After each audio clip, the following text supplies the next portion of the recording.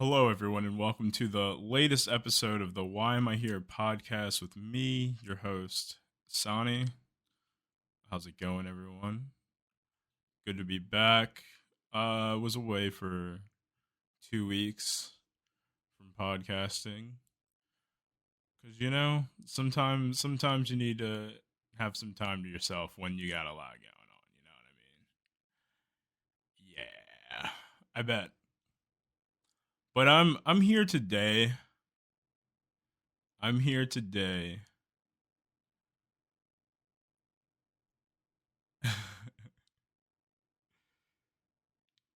because of my biggest pet peeve: people talking in movie theaters. It's the one thing. If you know me, you know I'm a calm and cool, collected person. I have a little bit of laissez-faire attitude about myself, and I usually don't get mad all that much. But when I'm paying in a theater to see a movie and I hear your fucking side conversation, you need to shut the fuck up. And that's all there is to it. Aside from that, that actually just happened last night when I went to go see Bullet Train. I kid you not, this dude pulled up to the theater with two two book bags, whips out the fucking like my princess blanket. This is a grown ass man. I'm not saying it's not okay to do that, but it was very peculiar. And they were just fucking talking. It's kind of annoying. Didn't take away from the film though, but I'll get to that as I go through the rundown. Let's get into some film discussion. Starting off with Warner Brothers Discovery. What is going on there? I feel like I don't know what I feel like actually. Are they like trying to shake things up? I'm not too sure, but they got rid of they're looking to axe a lot of stuff off of HBO Max and like cut a lot of production that's happening right now. For instance, Batgirl, a film that was supposed to come out on HBO Max, axed. Just like that, the directors were at their wedding and they got told this. So fucked up. They had no idea until that was it. Along with a few other shows that are just they're just getting rid of. I'm not certain what's happening there. They're shaking things up. I think I read that they for their DC branch, they are developing a 10-year plan akin to Marvel. Now they tried this before, did not work out how they wanted to, so we'll just have to see how that goes, honestly, cuz DC, I have low expectations for everything DC. But on the flip side, Marvel announced Phase 5 and 6. They announced a lot of stuff coming out. I'm super hyped for it, especially Phase 6. We got Kang. He's actually coming back in Phase 5 for Ant-Man and the Wasp Quantum Mania. He's coming back there. He's the main villain there. There was actually a cam footage of the trailer that they played at Comic Con. I peeped it. Can't even tell you what happened in it. The angle was awful. I just heard a few lines and that was it. But I'm hype for Kang coming back in Kang's Kang's Dynasty, I think it is. I forget what it's called. But after that, in the same year, which I don't know how they're doing two Avengers films in the same year. That's kind of wild. Secret Wars. Now, Secret Wars is going to be a fucking classic. And if they fold I would feel like I just ruined all this buildup, you know? Because Phase 4 has just been shows, like a fuck ton of shows. Some movies here and there that were okay. Like, I actually like Eternals. People don't really like Eternals. Shang-Chi was good. Black Widow was. We don't talk about Black Widow. Thor Love and Thunder was decent. But it feels like. I don't know if it's superhero fatigue or what, but the quality is just. I don't know. And I can't even put that on the VFX departments, apartments, VFX departments, because they're working their fucking ass off. Like I even saw that VFX studios are fucking like really concerned about the upcoming phases of Marvel because they work fucking like 80-hour weeks for like almost an entire year almost to get these shots. And it's fucking wild because people are still like, oh, that CGI looks fucking ass, dude. People work their fucking ass off. I'm not saying I never said that because I totally have. But now I really see what's going on here.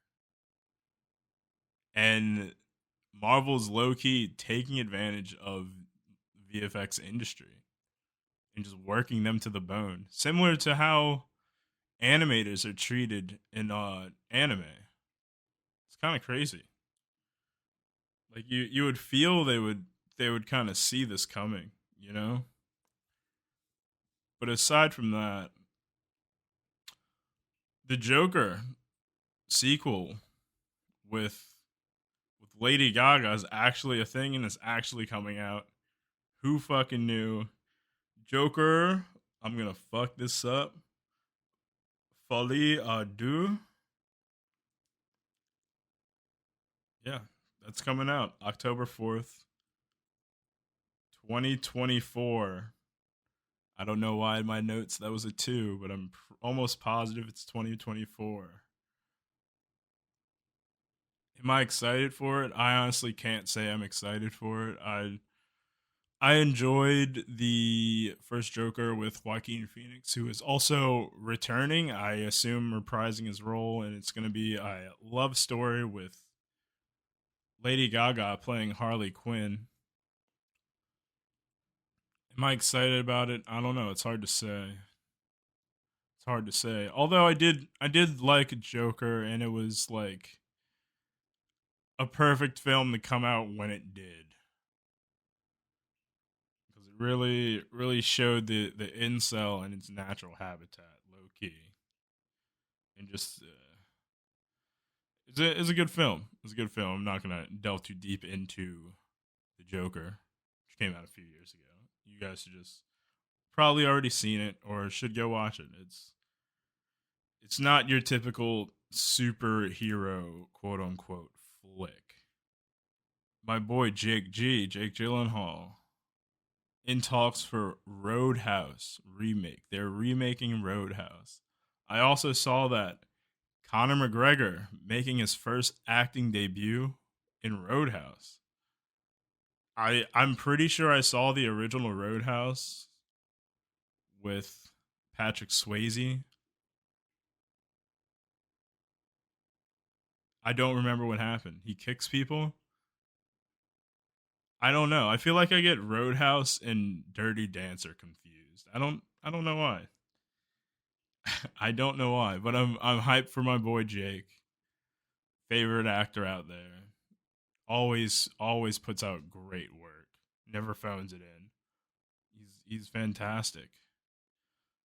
About as fantastic as Dev Patel. Man, the anti Ezra Miller getting in between a squabble, a knife fight, breaking a knife fight up in Australia. Crazy. He's such a good guy. I love Dev Patel's acting. He's a great actor. Slumdog Millionaire, one of my favorite movies. The Green Knight, fantastic character actor. He was also, in Skins, where everyone comes from. That's important from the UK. Almost. Almost. I won't. Almost. It's a great show, but I'm kidding. I fucking love Skins. I rewatch Skins all the time. On to some films I've seen.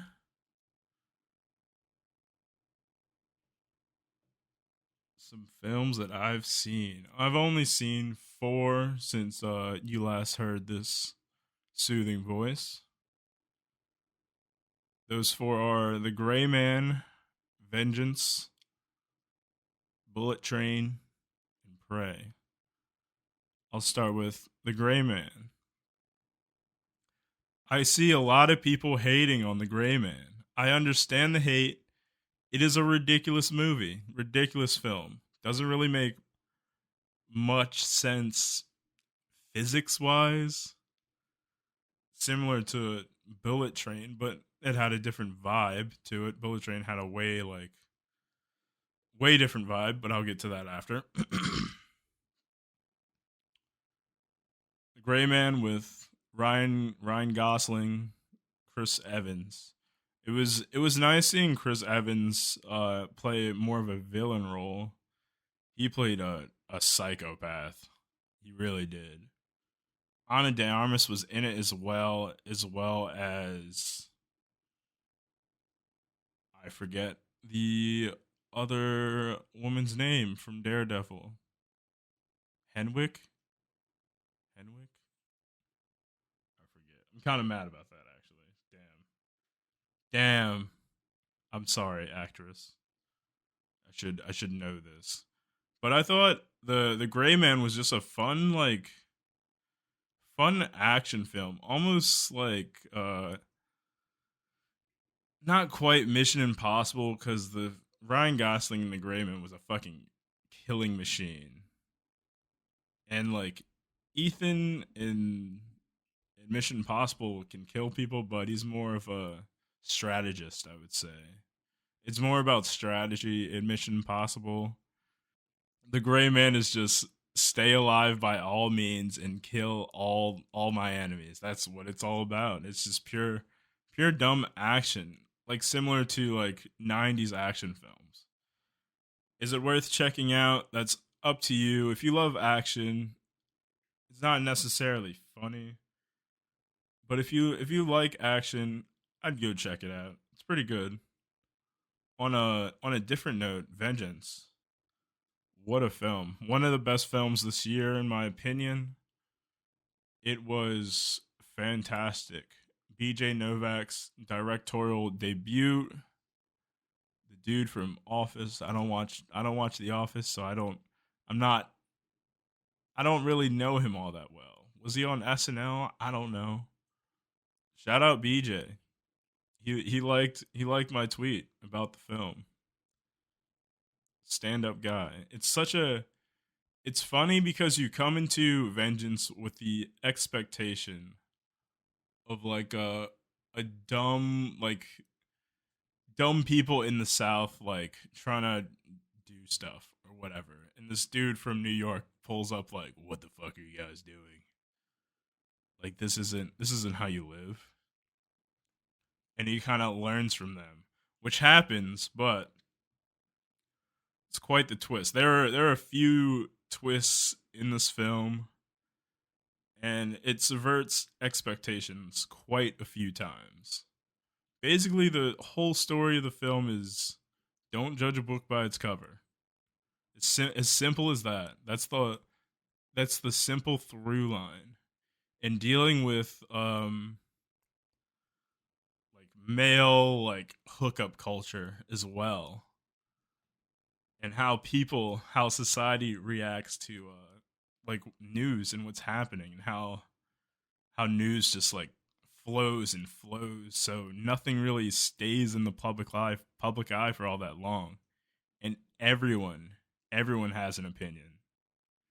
They hammer that point. Everyone has an opinion, But as long as someone sees your side, you can be in the right, even if you're doing fucking bad shit.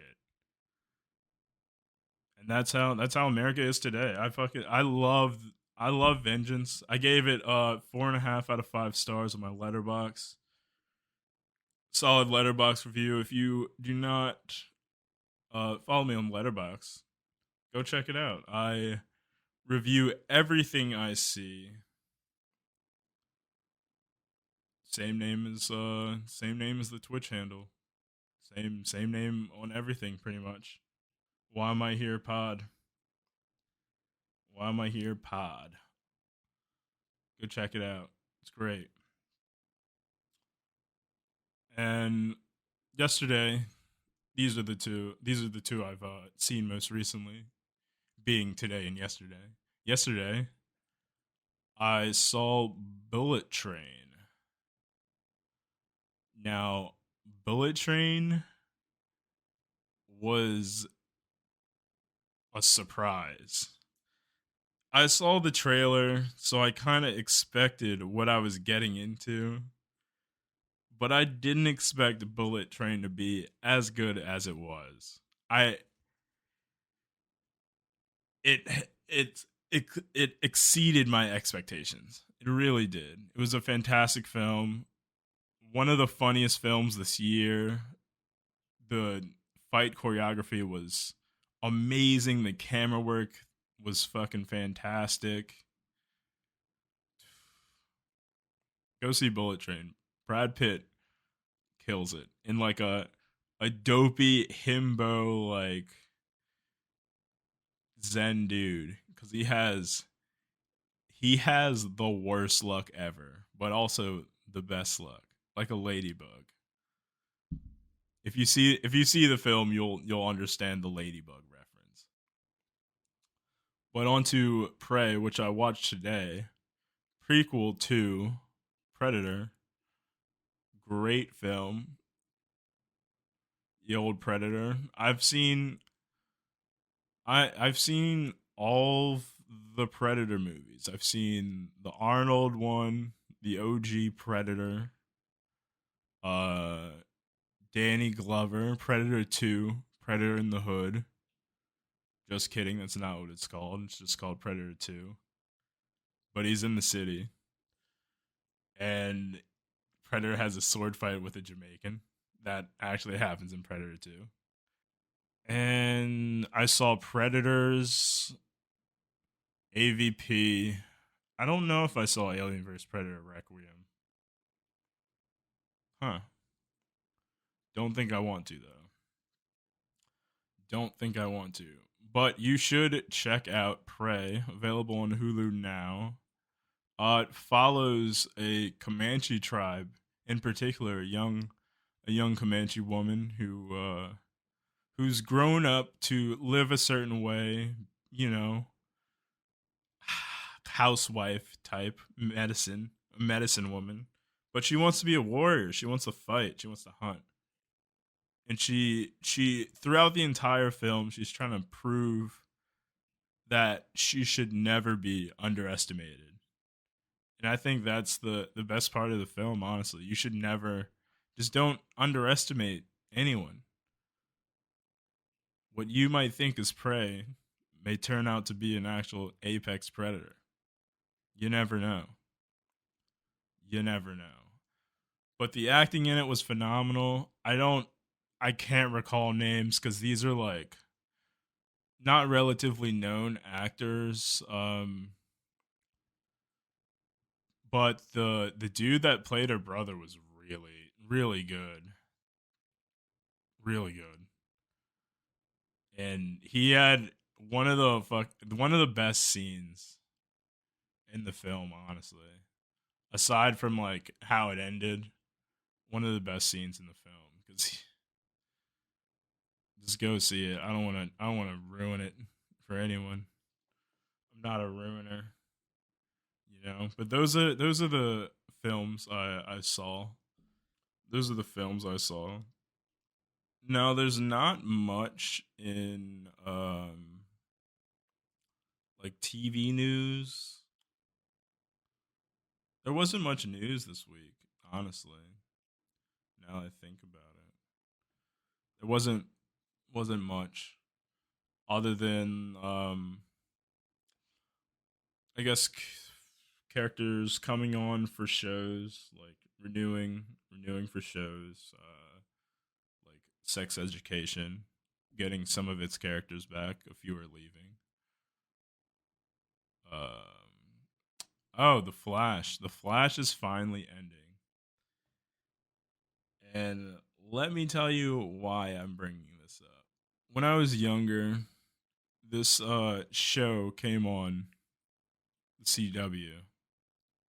The show was called Arrow, and it was at the time one of my favorite shows, favorite series. Like on that was when I would actually watch TV.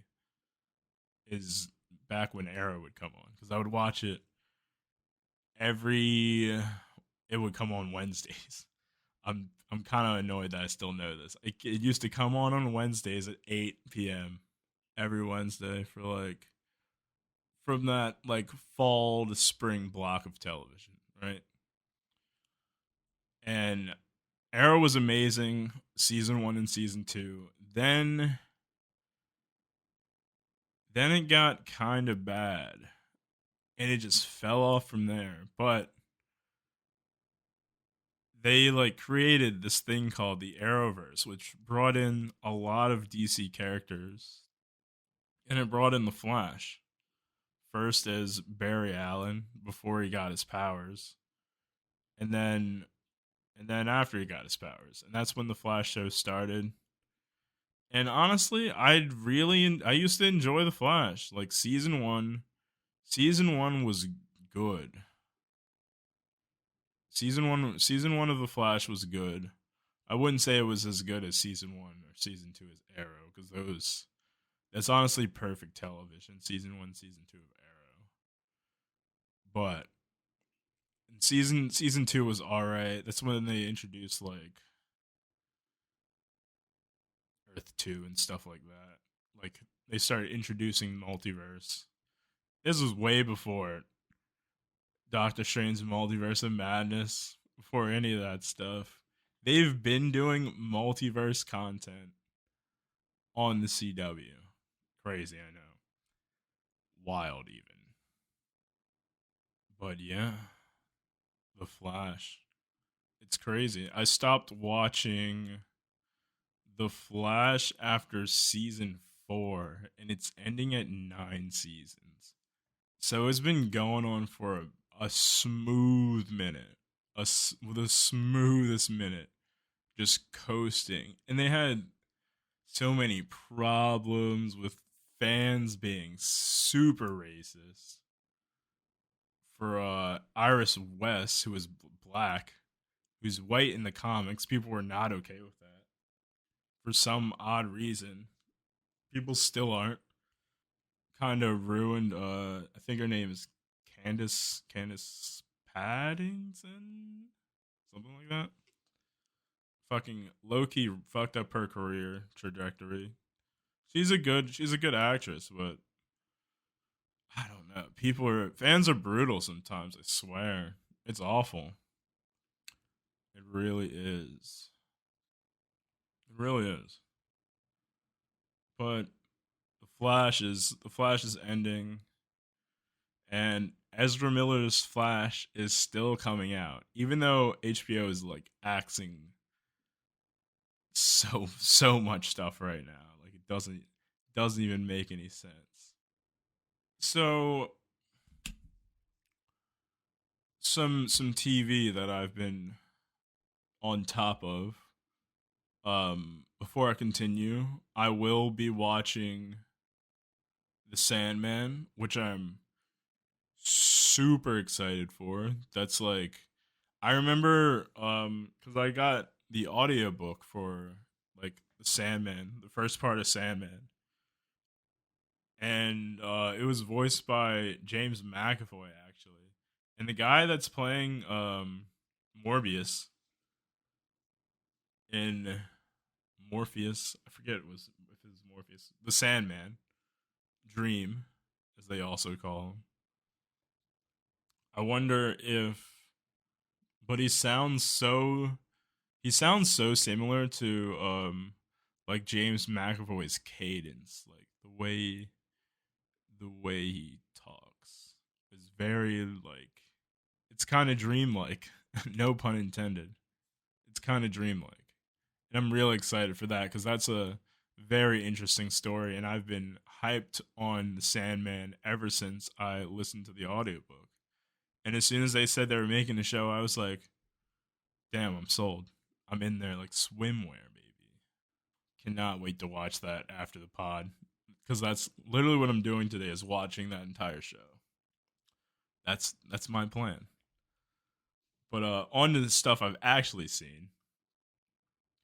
I've been on a bit of a documentary kick, docu series kick. First, I checked out Street Foods US on Netflix. This is a show where we meet and hear the stories from these fantastic food truck workers, people who pave their own way, create their own path in life. It's really good. I highly recommend go checking out Street Food USA. Like the first one, this is how I found out about Taco Landia. Who knew? Who knew there was such a place? But Taco Landia is a festival for it's like a taco competition. And the show in the documentary was in LA. I think they were in LA, yeah. Yeah, cuz they did LA. And the people that like and this dude's and the stories these people tell are like heartbreaking at times. They really are. They're they're they're interesting stories. And they make amazing food. If you have not seen Street Food USA and you love like food channel stuff, I definitely check that out. I definitely check that out. I'd also throw in an honorable mention of Somebody Feed Phil. Great show as well. Another show I checked out is Trainwrecked Woodstock 99. Now, I didn't know anything about Woodstock 99. I thought Woodstock was just, a hippie, like 60s thing that kind of just happened, like 60s counterculture event, festival, what have you. I didn't know that they like were still doing it. They did like another one in the 80s, I think, or early 90s, I forget, but that one got like rained out. Everything was fucking super muddy. They were in a mud pit. It was awful. And then Woodstock 99 happened. It took place on like an old abandoned like military air force base. There was like concrete.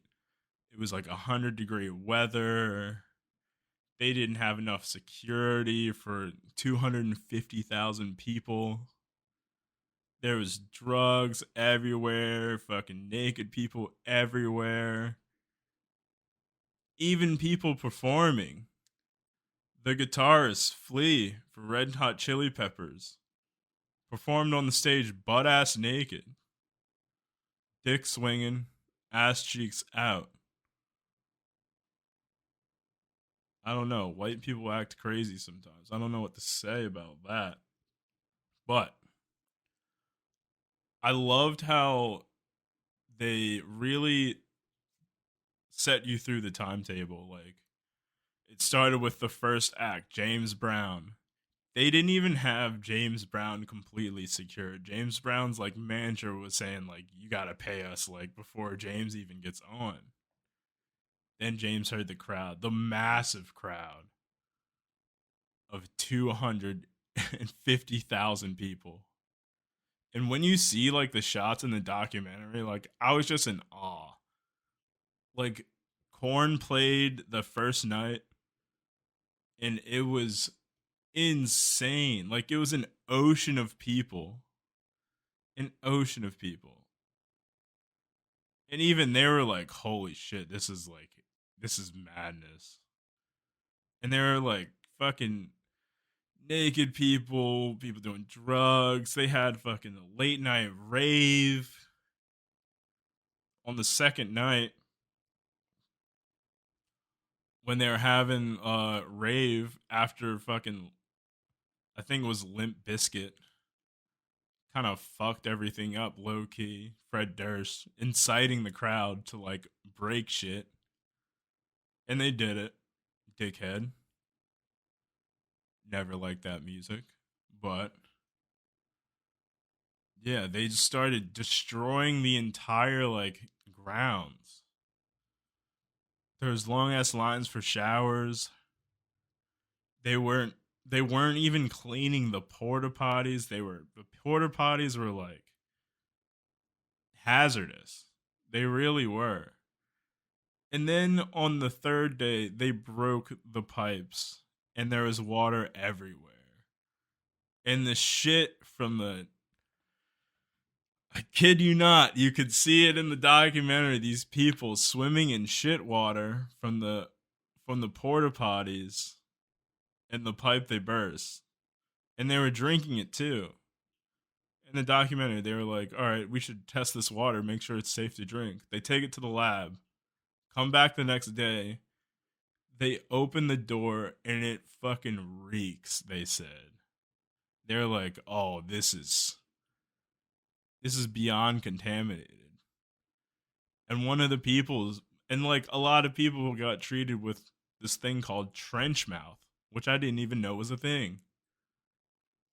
It happens when you drink contaminated water. And that's all they were doing. And outside that, there was a lot of like horrible shit going on with women being mistreated, this like frat boy culture, those kind of people, you know, which was wild because they brought it back to like everything now and they were like, that shit could never fly now. Never. You can't just get away with stuff like that. But I mean, that's how it was. It was the festival was coming off the heels of Columbine. So everyone was like freaking out in a different way. It's just 90s counterculture coming to a clash before the new year. I think that's the best way to put it. And they were getting finessed. They were getting finessed. Like having to pay for water bottles and they wouldn't even supply like water. They had took everyone's liquids before they got on to the premises. Anyways, guys, really if you want to see like festival fuck up history, I don't know if any of you guys have seen Firefest, the Firefest documentary. Woodstock 99 is was worse than Firefest. I'm not even kidding. Not even kidding.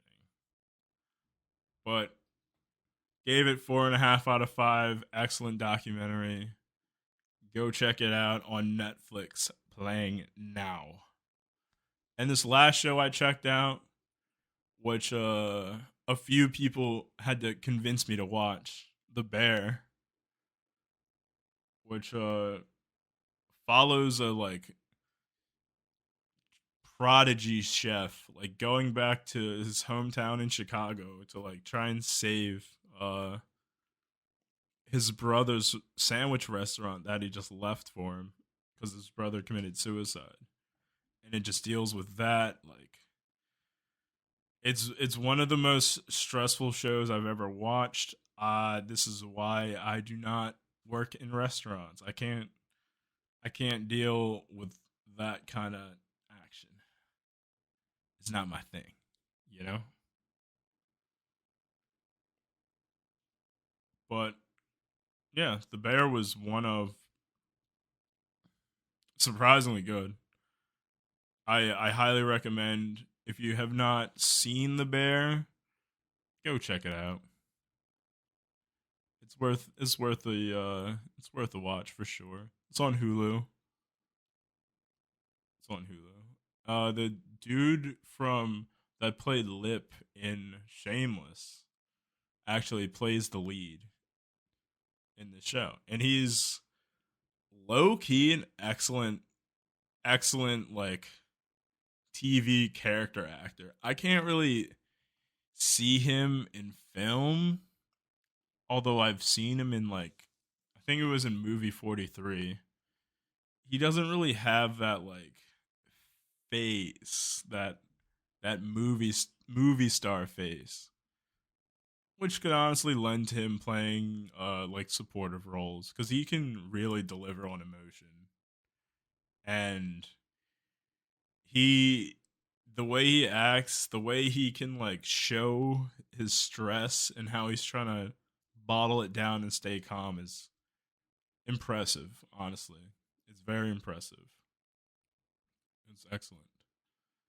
Thank you for listening to this episode of the Why Am I Here podcast 12. I would be wrong if I did not mention that I have a TikTok now. Yeah, the anti TikTok guy has a TikTok now. Basically, what I'm doing on there is just getting a raw reaction to what I've seen. So, right after I watch something or finish watching a show, pop up on the talk, tick it a little bit, do a quick 1 minute review, rate it. But that doesn't take away from the fact that I still review everything on my letterbox. Everything is Why Am I Here Pod. So go check that out. Would really appreciate that on the talk. I'm trying not to use I'm trying not to use TikTok outside of me just like posting shit cuz I know how I get. I'm going to get sucked in. I don't want to be like an hour later Andy just wasting their life away on TikTok. Like some people I know. Not going to name any names. And also, should probably mention this as well. I'm putting a YouTube channel together, going to throw up the live streams of the podcast, the uncut, I would say, versions of the podcast onto YouTube on the Why Am I Here podcast YouTube channel. It's not created yet, so do not look that up. You'll also see like my TikToks going on there on shorts. So, trying to grow out a bit, stretch my legs a little bit, see what works, see what doesn't, you know. Thank you for listening. Have a wonderful day, night, or evening, wherever you may be. Take care now, y'all. Adios.